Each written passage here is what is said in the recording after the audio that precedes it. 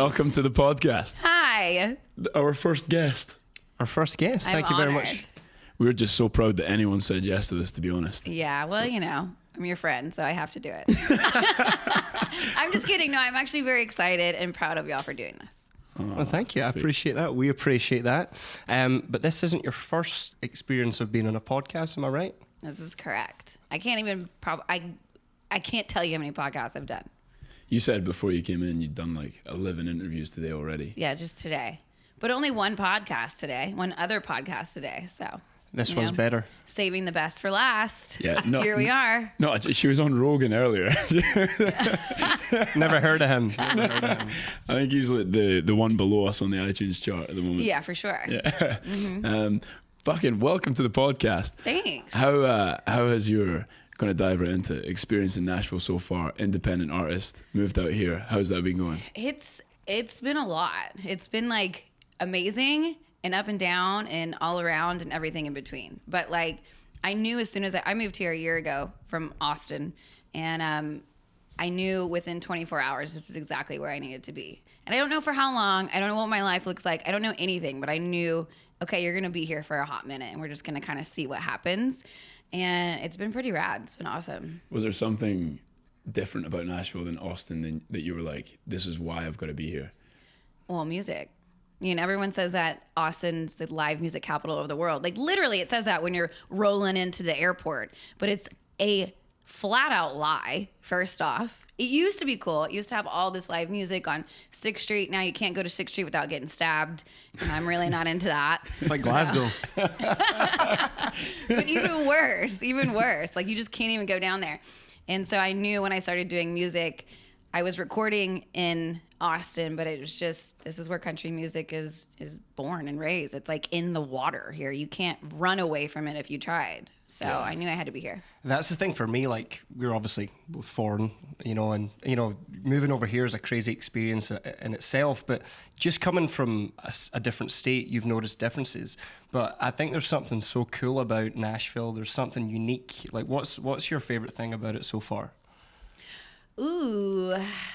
Okay, well, I have a couple of things. One, I think it's really beautiful. Like when you get out of the city, I haven't gone to any of the waterfalls or anything, but I've been dying to go out there and like explore that. I did a writing retreat out in Franklin, and it's just so cute and quaint, and I just love to walk around the cobblestone streets and be cute. And I just have to go back to the music because I'm not used to that. I don't have the story that I grew up doing music and playing in bars and singing choir in church or anything like that. Like this is something that I just recently started with in the past few years more seriously. So it's every day I wake up like, holy shit, you're actually doing it. And you're surrounded by people who are doing the same thing, who understand your ups and downs and who understand where you're coming from and can celebrate you because they know the hard work that it takes to put into it. How'd you find out that you could sing? I think I knew I could. I mean, I always knew. I sang when I was a little girl constantly until I was told from someone really close to me that I couldn't. And I was 10 years old and they were drunk and on pills and that's just what they did. And so I took that to heart. Obviously, I was 10 years old. I probably couldn't sing, y'all. Like, hello. I was 10, just probably singing a Whitney Houston song. It did not sound good, I'm sure. One of the Whitneys. Right? So my two favorite Whitneys, actually. Yay! Go us. Whitney Spears. Could not be. Yeah, that's like the Vegas version. Whitney. I know, I was about to say, like, is that a porn star? If it's not, it should be. Yeah, it should, for real. But yeah, I took it to heart, and I never sang pretty much my entire life past that because it became such a phobia of mine. I just couldn't do it, and so now I'm just finally allowing myself to sing. In front of people. That's so cool, but I think hearing some sort of negativity from someone at any age can be quite hurtful, and of course it impacts everybody. But in this town, have you found Nashville as being like a place where people are really competitive, or is it more supportive, or kind of what's your view on that? For me personally, it's been very collaborative. I've found that everyone's been pretty supportive. There's definitely been some weird instances where I'm like, do you not like me or something? And I haven't really been able to put my finger on it. But I haven't had any like straight up to my face competitiveness. Like, we're not going to do this for you because of who you are or because I don't like you. And you also have to realize I came from the pageant world. Like, there is no other cattier place than that. And I feel like if I can handle that, then I can handle, you know, some girl here in Nashville being jealous of whatever, you know? And I think like so many experiences in my life kind of brought me to this point now. And I hate on myself a little bit, which is something I'm trying to work on, to not shame myself for not doing it earlier. But I do think because I went through everything that I did in my life and because I had all these other experiences, it primed me to be able to handle the judgment and the competitive nature of the music industry. Is it one of those things that you blame yourself for not starting early enough? But For sure. You probably think, I mean, for me at least, I have a similar situation where I wish I'd just gone for it earlier. But do you think you'd have hit the ground running as hard if you'd have started it earlier? Or do you think, you know, maybe you had to go through all that stuff to get to where you are and now you're ready? Yeah. And that's why you're doing it now. Yeah. So that's what I tell myself. You know what I mean? I tell myself, well, you went through all of this to be where you're at now. But I do believe that I know who I am. I know the kind of music I want to make. I'm not afraid of people anymore, you know, and I really stand up for myself. And I think if I was 22-year-old Whitney, I think 22-year-old Whitney was very moldable. And I'm here to like take criticism and praise for that matter and make something better. But you're not going to change who I am ultimately. And if you don't like it, then go fuck yourself. It's fine. Someone will. Yeah, totally. No, I think you're right in saying you become kind of shaped and you're maybe a little bit naive. Like even for me, when I first came over here, I thought this is going to be so easy to get in and do music. And then I was like, shit, it's harder than you think. And when COVID hit, that allowed me to like really figure out exactly how I was going to do it. So you said you did a few other things before, non-musical. Tell us a little bit about that. Yeah, so I grew up in Texas and I did everything that my brothers did and my dad did. My dad raised me, and so we were hunting and fishing. I basically grew up like a little boy, you know? So I could keep up with the boys in sports and things like that. And drinking too. And drinking I know. too. Yeah, I know. I mean, that's what you get growing up with a single father drinking Jack all the time, you know? Thank God. We should get him on the podcast, to be honest. Oh my God, he's the best. I've brought him on certain episodes and things that I've done, and people are like, yeah, Chuck Miller, we love your dad. He's rad. He's got an album coming out next week as well. I love that name, Chuck. That's a very American name. Charles Frank Miller. I don't know if I should put him on blast, but there he is. What's his social security? Right? Seriously. And his address and his phone number. Listen, he's a Texas boy, so you better not be showing up to his house unannounced. Yeah. Let's just say that, shall we? So that's a pretty strong upbringing, at least, to give you the platform to take off from. Mm-hmm. Was it beauty pageant first, or did you jump somewhere else before that? Yeah, so I went through high school. I did a bunch of sports in high school, like every sport that I could possibly think of. And then I did one pageant, Miss Corpus Christi Teen, and ended up winning that somehow or another. I called my dad and was like, don't even show up because I'm not going to win this thing. Thankfully, I did win. And then I went to Miss Texas Teen and totally blew it. And that was me trying to be what I thought a pageant girl was wanting to be, you know, like how they show up and how they talk and they walk. And like, I feel like when people do that, you can just tell there's like this unauthentic part of them that everyone is like, you're just not being real right now, you know? And so I decided I never wanted to do beauty pageants again. And so I started competing in wake surfing and teaching wakeboarding and became a professional wake surfer. And that's all Unbelievable. I don't mean to interrupt. That's incredible that you can go from... Like, what have we done? Whatever. Goes from battering our older brothers in high school at sports to... I don't want to speak for you because I know you a little bit already, but Miss Texas and Miss America? Yeah, Miss Texas and Miss United States. Yeah. Mental. And then... I thought it was crazy too. Don't get it wrong. I was like, wait, I'm sorry, who won? That's a bit of a flex right there, let's be honest. And then crushed that and went, you know what I also like doing? Wakeboarding. How can I be professional in that? Yeah. And then I went into fighting from there. So it was like wakeboarding, wake surfing, pageants, Miss Texas, Miss United States, fighting. Holy moly. And I know with a lot of fighters, and actually weirdly, we've got a friend who's dating a Miss Tennessee, I think currently or last year. But I believe there's not like a lot of money, or there's not like a super good career. And that's kind of the same as fighting. We know a lot of fighters as well, you more so. But were these all just things that you wanted to accomplish, or were you trying to make a career? Or I didn't really know. I think at the time, I'm the type of person that just, I want to try things in life. Like my parents always told me, Whitney's going to do what Whitney's going to do, you know? And my ex-boyfriends have told me the same thing, which I don't know how well that worked out, but it is, because I just like to go and see what life has to offer me, you know? And so when it comes to pageants, my competitive nature was sparked. I was like, ooh, that would be cool to do.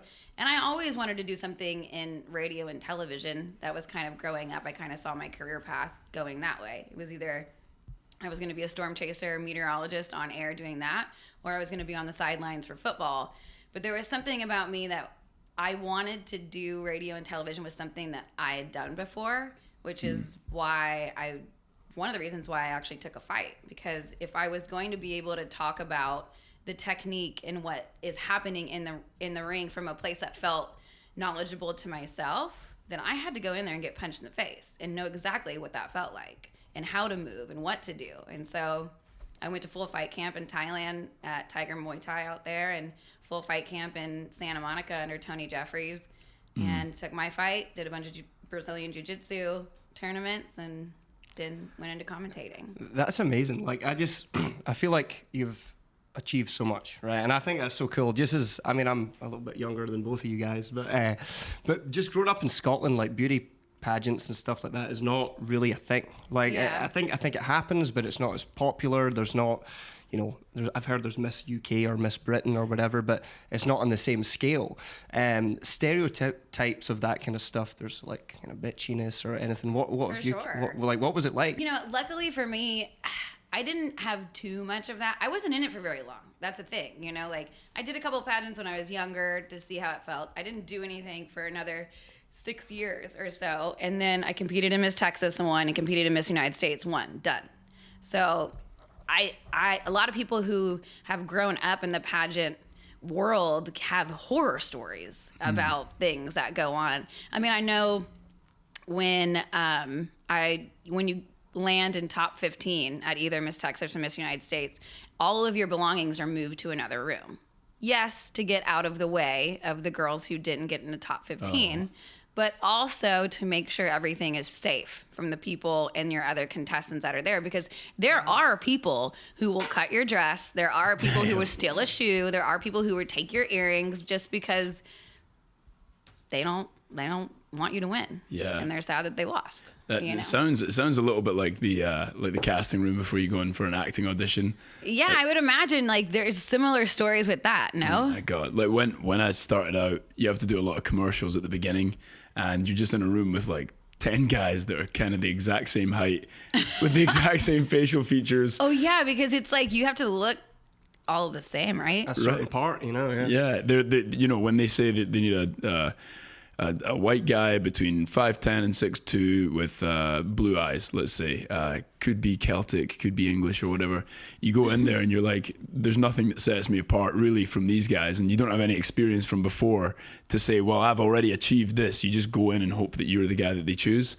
And you go in and I don't know if it was the same in the pageant world. Like, I immediately would make friends with the guys that were like cool with each other. Yeah. But there were some guys that sit and don't talk to each other. And you know that if you turned your back for a second, they would go, you know, that guy's not worth hiring. But actually, here's my CV. You know, they would step all over each other just to get like a $3,000 commercial for like a phone video game or something like that. It's like, are there any like commercials that you wouldn't do? Like, yeah, hemorrhoid medicine or something. Oh no, I've done those. No, I'm kidding. Erectile dysfunction. You can't do ED. Or to be honest, I mean, what if they paid you a lot of money? I'd do it. Everyone's got a price. I feel like I would do it, because it's like, well, you don't have a penis. that we know of. Right? We know of, right? Okay. I mean, knowing you'd probably go in the room and still somehow get the job. I do watch the commercials sometimes, and I'm like, you actually auditioned for that. Like, you wanted that. And then you're like, Mom, guess what happened today? I got the part in this erectile dysfunction commercial. I mean, I've definitely done funny. some things that are kind of like I had to play it was 6 episodes of a TV show. So I was like, I hadn't done any more than 1 or 2 before. So I was like, this is amazing. I'm going to audition for it. And they said it was to play it was like some kind of gym instructor, and he was meant to be like super buff, and it's a zombie apocalypse TV show. And they said, just to let you know before you go in, your guy ends up being a zombie. I just didn't realize that it was like 10 minutes into the episode 1 that my guy became a zombie. So for 5 episodes, I was just walking around like, I was like, Oh my God. it was like, everyone, I'm on a TV show as a regular, and they all tuned in and I had like 4 lines, and then I was walking around with blood all over my face. I mean, you drink enough. You've been in that state a few times, so you're pretty good at that, I'm sure. Yeah, probably tonight as well, to be honest. But I may Nashville will have do seen that you too. that way a couple of times. We've all had those nights. Possibly me more than most people, but So it's CRS week in Nashville. Yes. So I've been in town for a couple of years, and I've only heard about this really last year, and I didn't get part of it this year. So tell us a little bit about that. You said you've been pretty busy. You've had 11 interviews or something today. Yeah. So It's what's it all about? crazy. Yeah, I didn't know much about it either. I know when I moved to town. So when I moved to Nashville, I was like, I need to hit the ground running because I'm behind the ball here. And I need to find out where everyone's going to be. What are the events in town that I need to show up to? So I would just look up random events that I needed to go to. And CRS happened to be like right after I moved to town, and I missed it. And I was just so bummed about it. Plus I had no idea even what it was. But it is, everyone in the music industry is right there at your fingertips, and oh, cool. they put on some really amazing seminars and panels, and then they have people perform all day long. And then at night they have different, like I'm going to Broadway to Ole Red's for, the Opry Circle event. And then after that, it's a BBR event. And then there's just the record labels that you have interest in, you get to go and check it out and rub elbows with them. And I also think it kind of, it takes down people's barriers a little bit. Like they're out having a good time and you're surrounded by people who are doing the same thing as you. And it was really awesome. And then plus you have all kinds of media. So any podcast or media outlet or television station that's in the country music world is there all day, every day. What is CRS? What does that Country stand for? Radio Seminar. So it started off, I mean, I really don't know, but I learned this today. It started off as like the disc jockeys like convention or whatever, because it's really for radio. So there's tons of broadcasters there. And as you guys probably know, country radio is still alive and strong for anyone who wants to be in country music, which I don't listen to the radio. I have XM in my car until it goes up for my free trial. But like I usually just listen to streaming. But anyone you talk to is like, country radio is so alive, and you want your music on the radio in very small random pockets, because those are your like diehard fans that are going to drive up in their granddad's truck and pay $20 or $30 or pay their paycheck to come and see you play. Totally. That's crazy. The thing about country music and the radio right now is like Morgan Wallen just released a 36-song record, right? And every single song charted. I just saw that today. Yeah, I'm like, that's Jesus. fucked up. God, everything he touches is just gold. I know. Well, I went to see him on the Friday at the Bridgestone Arena here in Nashville. I didn't wait in line. I'm a big Wallen fan, but I did not wait in line. My buddy did, and he got me a ticket. And we went down there standing, and there was just something about it. It was kind of like, I don't want to compare him to Elvis because that's a big statement, right? I mean, he outsold him on this one, or like he outcharted everyone, ever. Yeah. Not just Elvis, Drake, Rihanna. But just there was an energy in that room. I've seen a lot of cool people live. I've seen Garth Brooks, all these cool people, and it was something really cool. So I think CRS is a great thing especially for artists that are independent or whatever, just to come and meet people. My buddy was with like Meg Maroney and Chase Rice yesterday, and I'm sure you're meeting really, really cool people as well. Yeah, absolutely. It's interesting too. Something like the seminars and the panels. Like I watched Garth Brooks talk yesterday, but then right before that they had a panel on Web3 and Metaverse and how that's going to dictate the music industry. And so it's just interesting to hear all of these different professionals talk about things that I have no idea about. Yeah, I'm talking about the Metaverse. Great. Not to be super podcasty, but do you think, because we've written together and you write with a bunch of people in Nashville, Chris is a writer, do you reckon that's going to replace some jobs? Do you reckon we're in trouble? I don't know. I really don't. I mean, Garth yesterday was like, well, you know what they're missing is the heart, you know? And I agree with that. I think they are missing the heart. But he also made the point that if an AI can write a song that makes you cry, maybe the heart's there. Right. It's just all of the information from everyone else's heart. And it's just also like, how do you, really any song that, even if I don't write a song but I sing it and it makes you cry, it could be either my voice or it could be the lyrics or it could be something about it that resonates simply with you because of your unique experiences. So it really, maybe it doesn't matter if a human actually writes that, but if it resonates with your heart and what you've been through, we probably are in trouble. Yeah. Or maybe it's going to benefit us. I mean, there's a yin and yang to everything. Totally. I reckon we're going to get to the point where that might, even if that did take over for a while, humans will just work out a way to better it. Yeah. You know? And then they've got to catch up again. I mean, it bums me the hell out to think that like people are going to start going to concerts in the metaverse and we're not going to have live concerts. I'm like, I have waited my entire life to get through this biggest fear, and now you guys are gonna put some freaking headsets on from your couch. Like, imagine like you work your whole life, or you know, for a period of your life, trying to get that 3,000, 5,000, 10,000 seater, you know, event that you really want to play, and then all of a sudden there's like 10 people and the rest are all virtual.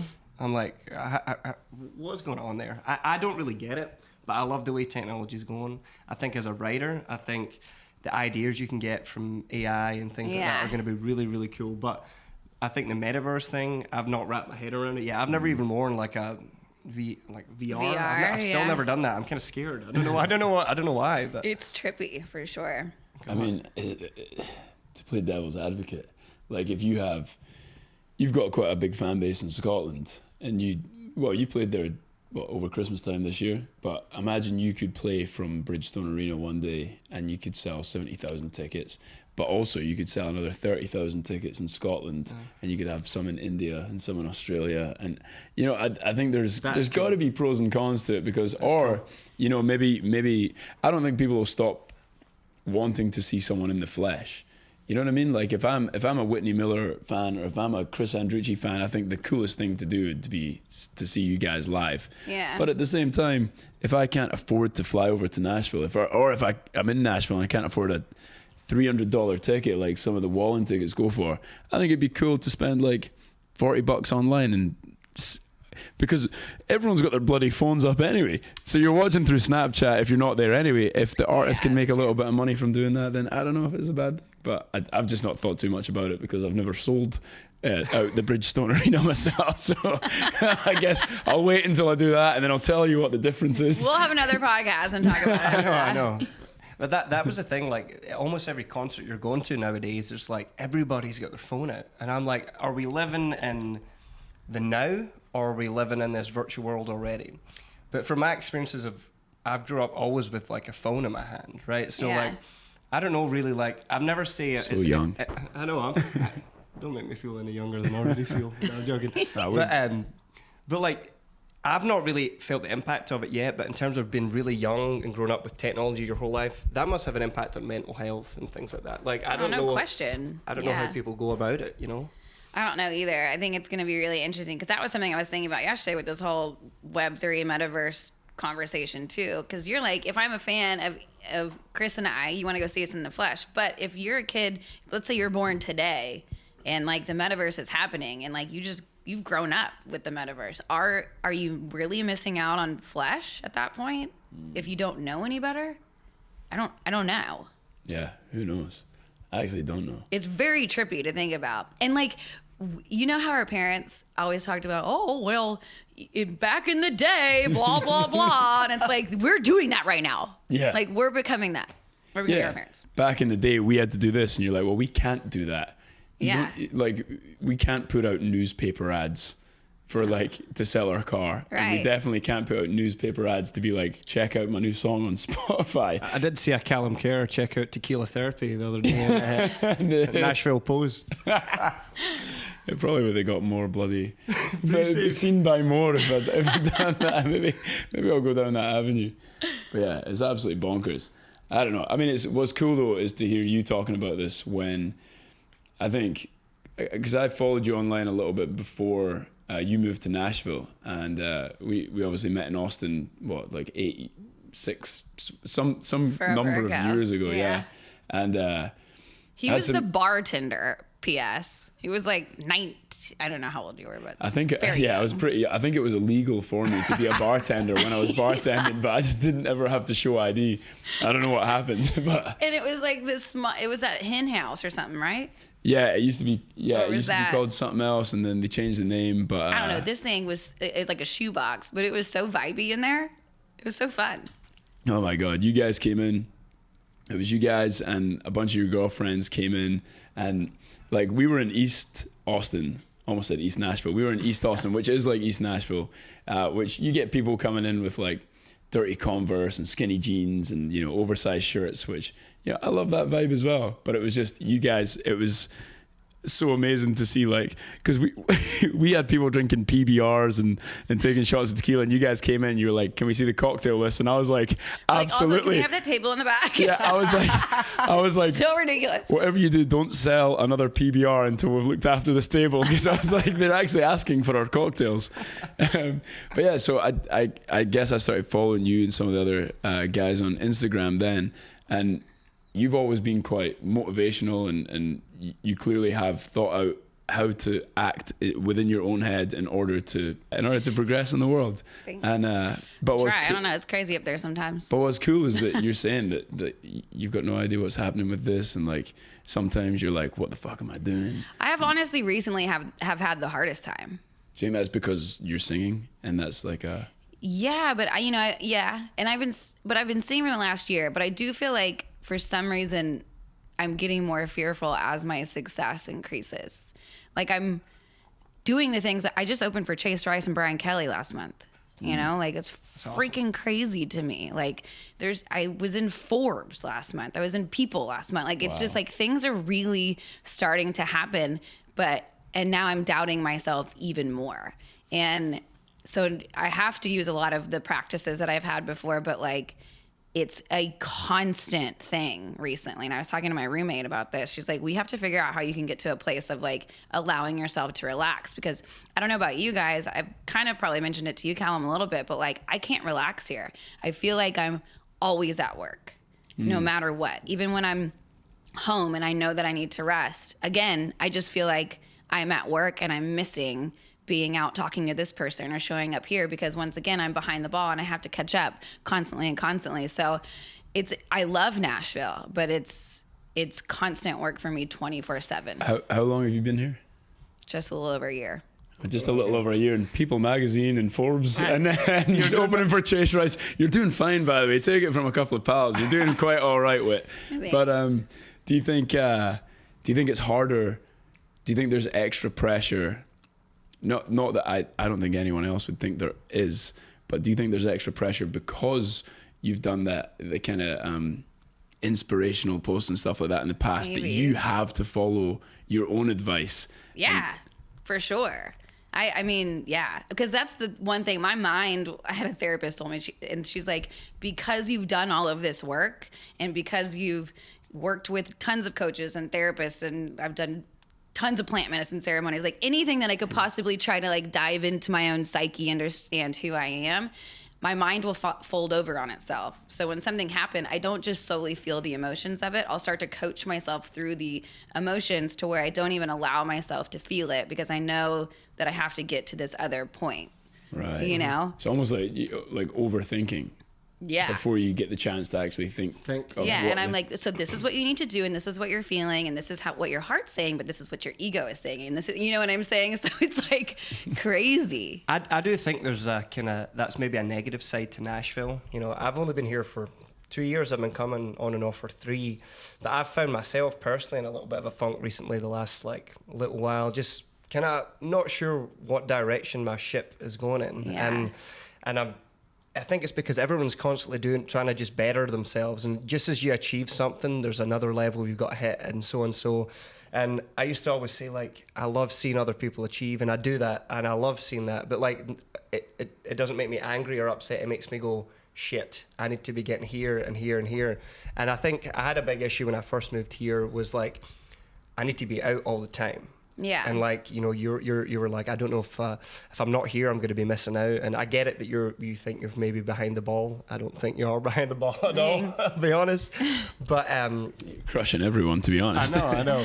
But for me, like, I struggled with that. Like, I like to party, but I was using my networking time to network, but also then hang out to 2-3 o'clock in the morning. Yeah, for sure. What have you found of your experience? Because Nashville is, you know, a drinking town with a music problem. Oh my God, I thought Austin was a drinking town, and Austin is a drinking town, but Nashville is on a different level, and that's exactly what you say, you know, or exactly the point that you made is you network by going out. I mean, I've made some of my biggest connections by being at dumbass Red Door till 2 a.m. in the morning. You know what I mean? Yeah. And I mean, now I think as of recently, because I feel like I have to take more control over my mental health in order to stay in Nashville, because I'll go back to Austin and can totally shut my mind off because I don't have the option of working there, you know, and it allows me to actually not go out, stay in, eat dinner at 5 o'clock, be in bed by 8, and not worry about what I'm missing out on because I don't have the option of doing it.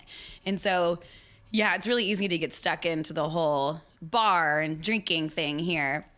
But I think as of recently, because I'm like, okay, mentally you're already dealing with so much mentally, that's not going to help. And the only thing that's going to help you the best is if mentally you're in like the best, most stable place possible. So as long as I have that mentality, I feel pretty good about it. Yeah, I agree. I think it scares me a little bit because I see so many people that I'm like, you're so talented, and then I'm seeing them do all this. I mean, I sure did it for like a year. Yeah. And I looked at myself one day and I was like, this can't go on. You know, I've never really had a bad day. I've had bad days, but I've never had like a bad feeling up there. And I started to get like, you know, increments of that. And I was like, this has got to change. But I'm seeing people come into this town and I'm like, God, like, take it easy, you know? Someone I was just riding with these guys the other day, and they're like, I can't remember exactly how he put it, but it's basically like you either get stuck in a bar or you get stuck in your career, and it's one or the other. And like you either come here and you get stuck going out constantly and drinking, or you take that same energy and put it into your career. It's one of the two usually. Yeah, I definitely, for the first few months that I was here, I definitely got stuck into the bars. But again, I networked accidentally. It wasn't like I was going out to try and network. It was like, we talked about this on the last one, but I always thought that coming over to the US, even when I was working in the bar and stuff, it was kind of like a vacation. Yeah. It's kind of like a holiday. So when I got to Nashville, I'd just been in London. I was working 12-hour days on set and stuff. So I got back to Nashville and I was like, oh, yeah, I've got all this free time and I don't have to be up for anything in the morning. So I kind of did that. And I did meet a lot of people, but I mean, even now with writers rounds and even writes, I'm kind of starting to prioritize, do I need to do this, or am I just doing this because I think this is what you're supposed to do in Nashville? And I've really cut my schedule back on a lot of that kind of stuff. And I feel like when I do decide to do those things, like when I decide to write or when I decide to do a writer's round, it's like my choice. And I'm not like, I have to be out every night playing a writer's round, because you're not going to meet an A&R guy from Warner Brothers or so, you know, no, it's not Warner Brothers. What is it? Warner Chapel. Warner Chapel. That's the TV movie one. But you're not going to meet an A&R guy every night. And I think that you can get caught up in prioritizing your time in the wrong spaces. Yeah. I would almost argue that you should do it at the beginning and go out every night at the beginning and meet as many people as you can. But at one point you kind of have to pull back and be like, all right, I've met a lot of people. I kind of know how this place works a little bit. And like, what look do you want to have? You know, like, do you want to be the dude that's out constantly every single night till whatever time it is? Like, people take notice of that. They remember. Totally. I remember the second publisher I ever started talking to in this town after I was independent, and they were really interested in me, and we're having those conversations, and it was always like, sorry, come and meet us at Red Door. And it was always like, okay, I'll go to Red Door for a bit. It was like 4 p.m. or something, or 3 p.m. Sometimes it was getting earlier and earlier. And I was like, this is cool, free drinks, you know, we're talking business, having fun. In the afternoon, you know? They were meeting me, like, introducing me to, like, hella, like, big riders. And I was like, this is so cool. And then I remember, like, something happened, the deal didn't happen. And I was like, you know what? What's meant to be is meant to be. But I'm talking like maybe like a couple of months later, I was mentioning it to some new guys that I was working with, and they were like, "Oh yeah, that's the publisher, the Red Door publisher. You know, the guys that are always there." And I was like, "So it's not." I completely agree with you there. Like it's all an image to some extent. I mean, it's the music, it's the entertainment industry. Also, it's quite cool how you mentioned that they always wanted to meet in the afternoon, because all the guys at publishing companies and the A&R guys and stuff, they go out after work at like 5 p.m.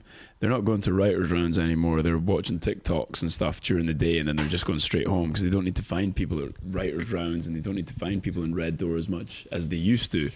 And so I'm like, yeah, I met some cool people, and I mean, we became friends. First time I was in Nashville and we caught up, you were playing a writer's round. So yeah. I totally think, like, get yourself out there and meet people, and you know, don't be a loner while you're here, because there's so many cool people that are doing the same thing as you. But at some point you can't do that. I think it's like pop in, pop out, show face, get out. Yeah. You know, I think that's probably the best look.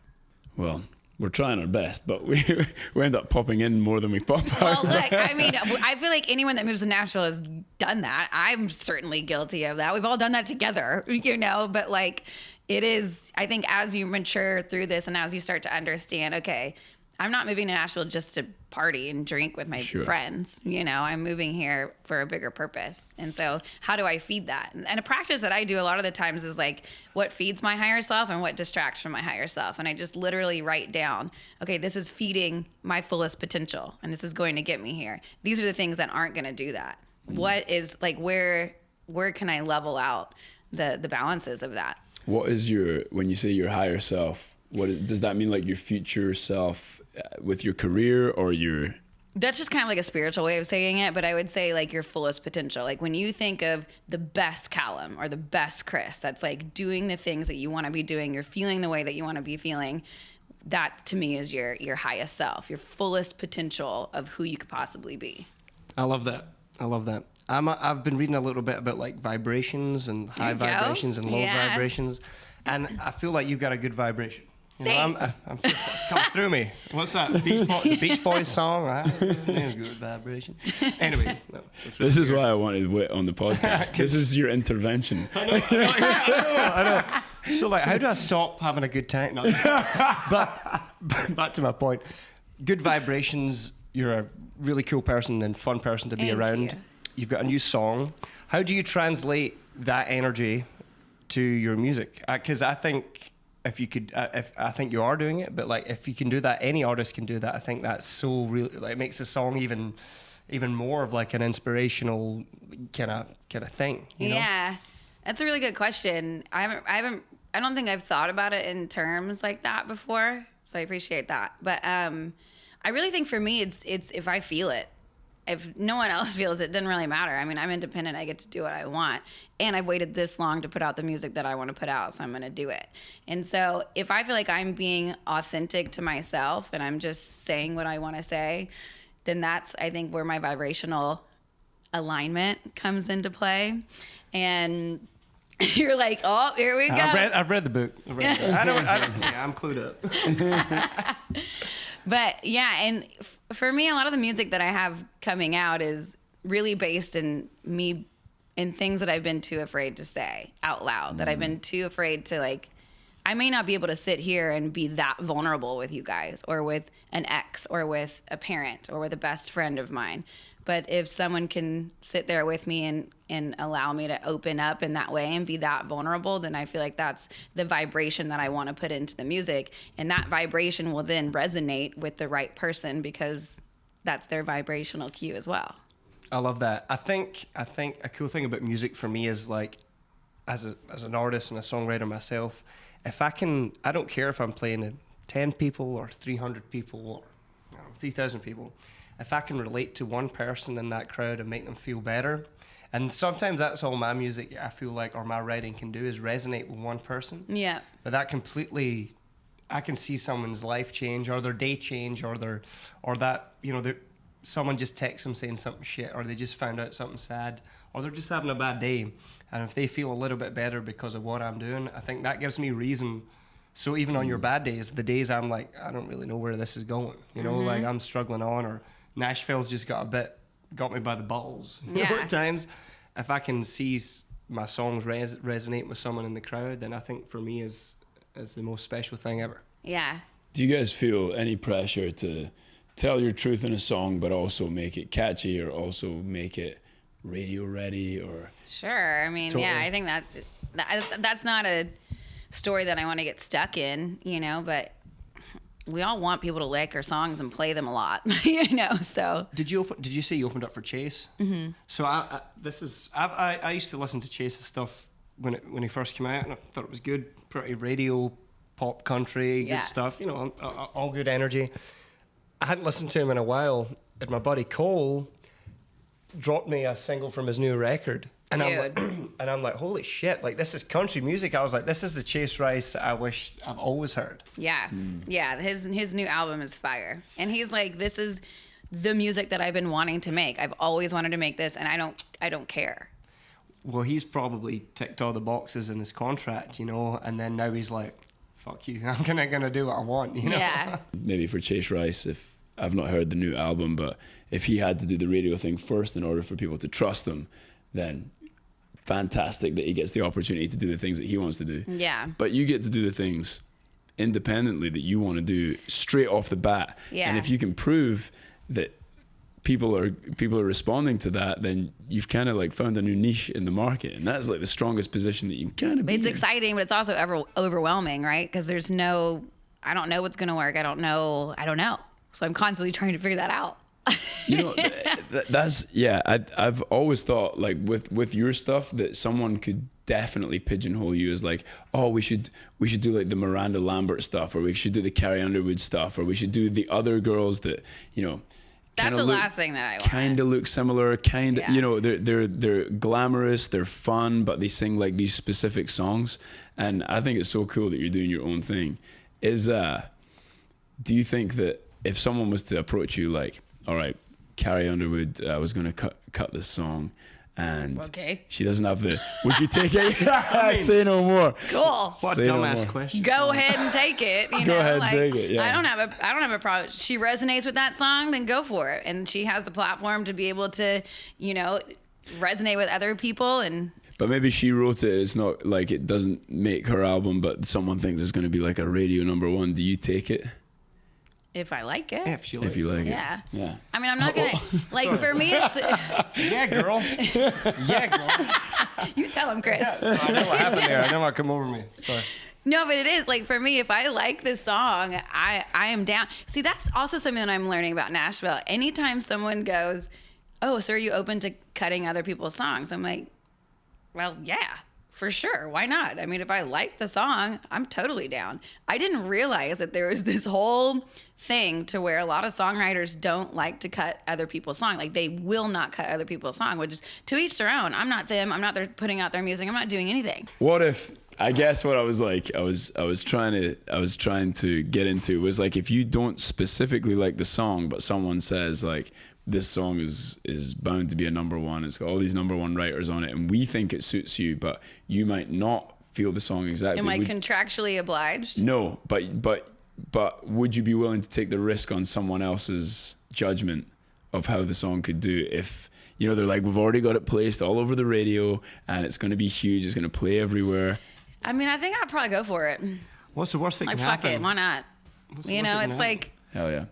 yeah, what's the worst gonna happen? I can put it out and people are gonna be, oh, Whitney changed. She did a teeny poppy song, you know? And it's Right. like, well, whatever. At least I tried it out. And by the way, everyone hating on me, don't act like you would probably do the same damn thing, you know? I would sing a women's song if they asked me to. They give you some nice hair extensions and a nice blonde wig. Hey, A nice. I can let this flow grow. It's interesting because, like you said, some people are like, no, I can't ever sing anyone else's songs. Yeah. It is. It's something I get asked all the time. I mean, the next song I have coming out in a few weeks, Nobody, I didn't write that song. Can you talk about it? Yeah. I'm independent. I can do what I want. Hit us. Hit us, Whit. What have you got coming up? I want to hear about the new single, too. So, yeah, I'm releasing a song called Nobody, and it's about, going out and you're with your guy, and he's like, no one's texting me, no one's calling me, I'm not going to see anybody, like nobody's on my phone right now, but no one has a name. And to me, it's like, oh, I think no one has a name, and I think you're going to her place. And it's about just like having all of these thoughts in your head about like, what is he doing? He's telling me that there's nobody out there, but I just have this feeling in my gut that nobody has a name, and I want to know. And I've been through all kinds of crazy relationships and like been cheated on and whatever else. And so to me, it just really resonated with me. I went to the listening room, and Haley Verhollen was singing this song, who I write with all the time now. And I just was like, damn, that is a vibe. Like, that's a song. And finally, like, I asked her for it 6 or 7 months later. They had a bunch of like publishing buzz around it. And she's like, okay, you can have the song. And I'm like, oh, yes. So like, I did it. So it's going to be coming out in a couple of weeks. We had actually cut instrumentals for it previously, and I completely changed them. It just didn't sound how I wanted it to sound. I needed it to be more angsty. I needed it to be like kind of crushing, but also sassy a little bit. And I really like how it's turning out. So you have a big part in your kind of production process. Is that as a songwriter myself, it took me a while before I kind of understood it all a little bit. And like my new single, I've been like, oh yeah, I change this, change that, try this. But as an artist yourself and a songwriter, you're quite involved in that? Yeah, I would say I'm very involved in it. I don't know what I'm doing. I don't know the language of it. I don't know how to say like, oh, I think the drums need to do this, or we need to lower the levels of this. I don't know that. But I'll go in there and be like, this is how I want it to feel. And I don't like that sound. That sound doesn't give me the feeling that I want to have. But this sound gives me the feeling that I want to have. And like, I'm weird when I go in there. I'm like, okay, so for Nobody, it's like there's a satin sheet over a cactus. And that's how I want it to sound. Do you know what I mean? And so I just try to like grab all of these different examples on how to explain how I want to feel, not necessarily how I want to hear it.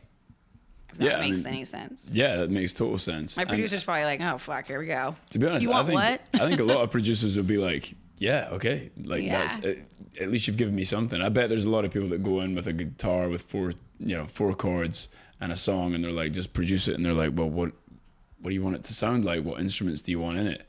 And if you're actually able to say, I don't like that one, or I think this bit should be different, or I think we should slow down this bit, I think that gives them direction. And most of the producers that I've worked with, when I've said like, nah, that doesn't work, and I've said it straight up, they just go, perfect, let's work on something else. My most recent single that I put out was going to get mastered the next day, and I was like, nope, I don't like this. Wow. We have to try some really different stuff here, because this isn't the vibe that I want to put out.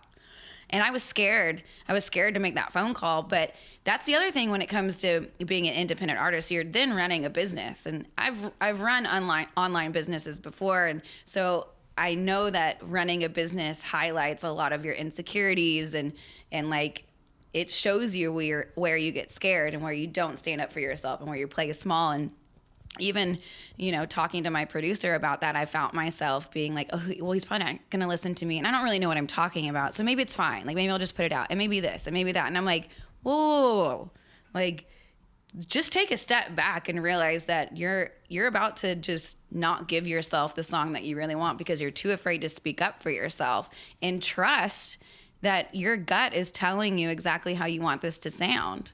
And be open to criticism and be open to collaborating in that way. But first and foremost, stand up for yourself. At the end of the day, like, as an independent, we're all independent artists, right? And like, we're using our own money or whatever, and I'm like, the fact that you're paying your own money, why not have it the best sound or the exact sound that you envision? Yeah. And that's what I started to realize as I got older and started doing Nashville stuff. It's like, I could choose exactly, there's so many producers here and so. So I think it's been a blessing for me, and I love to hear other people like speaking up a little bit for their sound, because make it Whitney Miller, make it Callum Kerr, make it Chris and Richie. You know? And I'm interested to see like how it unfolds, because I know how I sound. I know there's another level to me, and there's another level of where I want to go, and I don't quite know. To be honest, I don't quite exactly know the road to get there, but I know it's there. The ship is sailing. It's going there, yeah. And I don't know what that destination is. I have an idea. Like I might be able to slightly see it off there, you know, in the horizon. But I'm excited to see how it unfolds, because I have no idea. Hey, worst comes to worst, you end up in Barbados, nice tan. Sign me up. I'm cool with that. If I had that option, I'd be there already. I wouldn't be wasting time. He doesn't have a passport. Whatever. Didn't you just get back from Belize for like a month? I was in Belize for 2 weeks. It was pretty nice. So I got to write songs, play music, play some gigs, and sounds pretty lovely. I know, listen to us all like, oh, we're not doing as well as we wish we were doing right now. He's in Belize. You're on the fucking cover of Forbes magazine. I know. There's one thing I've learned later on in life is like gratitude.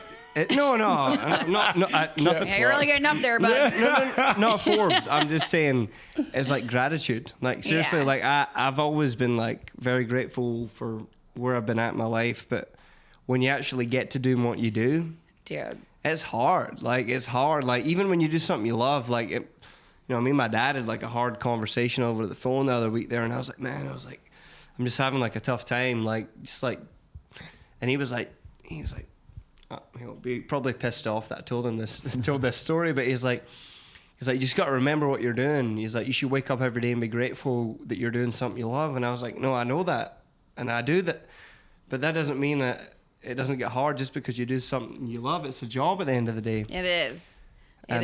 And that's something I'm not gonna lie. I had that phone call.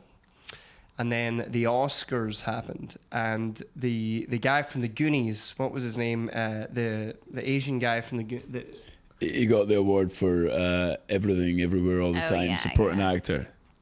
What a speech! And I watched that speech on TikTok, and I mean, I would not say I'm an emotional person in public, but I think in the last like 2 years I became like a big sob. I don't know why. Only when I'm at home, right? I'm a tough guy. You know, but whatever happened, I don't know. I felt something there, and it came at the right time. And I believe in God, right? And I'm not saying I'm the best Christian or the best Catholic, whatever. You know, I'm a Catholic, but like, I don't go to church or anything.